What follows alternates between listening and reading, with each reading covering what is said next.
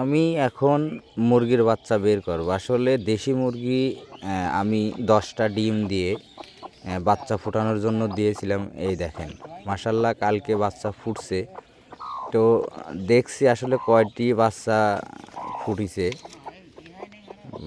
দেখেন আসলে মেলাগুলোই বাচ্চা ফুটিছে, কিন্তু এখনও বাচ্চা ঠিক মতো ক্লিয়ার হয়নি। এই যে একটা ডিমের মধ্যে খোসা চলে গেছে। আসলে আমি এটা বের করতে চাচ্ছি, বের করতে পারছি না।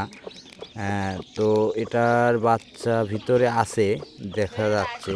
আসলে আটকে গেছে জন্য বাচ্চাটা যদি বের করে না দেই তাহলে মারা যাবে। এই বাচ্চাটাও এখনও বেঁচে আছে, দেখছেনই তো। তো মাশাল্লাহ মুরগির বাচ্চাগুলি সুন্দর হয়েছে। তো আজকে আর বের করব না, এখনও বাচ্চাগুলো ঠিক মতো এখনও কম হয়নি।